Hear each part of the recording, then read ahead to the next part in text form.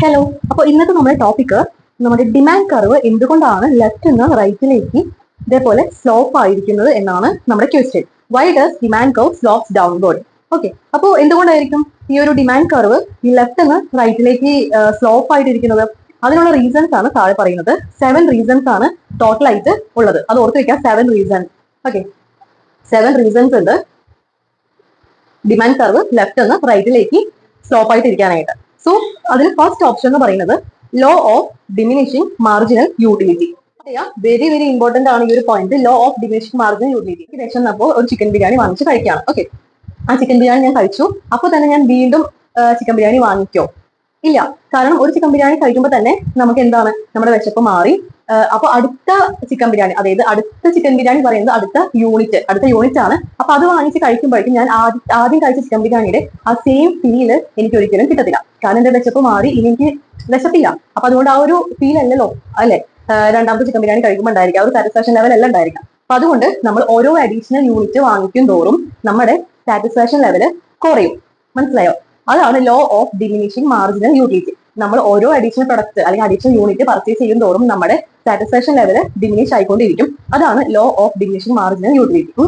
ഇപ്പോ ഞാനൊരു Samsung S23 എടുത്തു. അത് ഡാമേജ് ആയപ്പോൾ ഒരു 2.5 വർഷം കഴിഞ്ഞിട്ടാണ് ഡാമേജ് ആയതെങ്കിൽ ഞാൻ ആ 2.5 വർഷം കഴിയുമ്പോൾ വീണ്ടും S23 എടുക്കും? ഒരിക്കലും ഇല്ല. കാരണം അതേ പ്രൈസിന് ഇപ്പൊ ഞാനൊരു S23 അന്നൊരു 70,000 70,000 രൂപയായിരുന്നു S23 എങ്കിൽ 2.5 വർഷം കഴിഞ്ഞ് ഞാൻ അതേ സെയിം 70,000 കൊടുത്തിട്ട് പർച്ചേസ് ചെയ്യും? ഇല്ല. ആ പ്രൈസ് ഒരു 30,000-നോ 35,000-നോ ഒരു ഓഫറിൽ ലഭിക്കുകയാണെങ്കിൽ നമ്മൾ വേണ്ടി പർച്ചേസ് ചെയ്യും അല്ലെ. പക്ഷെ ഈ 70,000 തന്നെ ആയിരിക്കും പ്രൈസ് ഹൈ ആയിട്ടാണ് ഇരിക്കുന്നതെങ്കിൽ നമ്മൾ ഒരിക്കലും ആ പർച്ചേസ് ചെയ്ത പ്രൊഡക്റ്റ് വീണ്ടും നമ്മൾ പർച്ചേസ് ചെയ്യില്ല. കാരണം നമ്മുടെ ആ ഒരു യൂട്ടിലിറ്റി പറയുന്നത് വളരെ കുറവായിരിക്കും. നമ്മൾ വൺസ് അത് S23 യൂസ് ചെയ്തു, അപ്പൊ നമ്മൾ സ്വാഭാവികമായിട്ടും പർച്ചേസ് ചെയ്യുക അതിന്റെ അടുത്ത സീരീസ് ആയിരിക്കും അല്ലെ. അപ്പൊ നമ്മുടെ ആ ഒരു ക്യാരക്ടറാണ് ഡിമിനിഷിംഗ് മാർജിനൽ യൂട്ടിലിറ്റി. നമ്മുടെ സാറ്റിസ്ഫാക്ഷൻ ലെവൽ ഓരോ അഡീഷണൽ പ്രൊഡക്റ്റ് പർച്ചേസ് ചെയ്യുന്നതോറും കുറഞ്ഞു വരുന്നതിനെ ആണ് law of diminishing marginal utility എന്ന പേരിൽ വിളിക്കുന്നത്. അതാണ് നമ്മൾ സ്ലോപ്പ് ഇങ്ങനെ ഡൗൺവേർഡ് ആവാനുള്ള ഒരു കാരണം എന്ന് പറയുന്നത്. ഓക്കെ, ഇപ്പൊ പ്രൈസ് നമ്മൾ വാങ്ങുന്ന പ്രൊഡക്റ്റിന്റെ പ്രൈസ് ഹൈ ആണെങ്കിൽ ഓട്ടോമാറ്റിക്കലി മാർജിനൽ യൂട്ടിലിറ്റി കുറയും.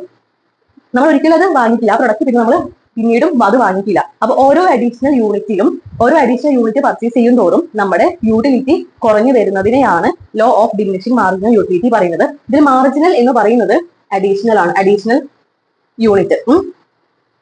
യൂട്ടിലിറ്റി എന്ന് പറയുന്നത് നമ്മുടെ സാറ്റിസ്ഫാക്ഷൻ ലെവലാണ്. Okay, satisfaction. അപ്പൊ അത്രയും ആലോചിച്ചിരിക്കുന്നതാണ് law of diminishing marginal utility. മനസ്സിലായെന്ന് വിചാരിക്കുന്നു.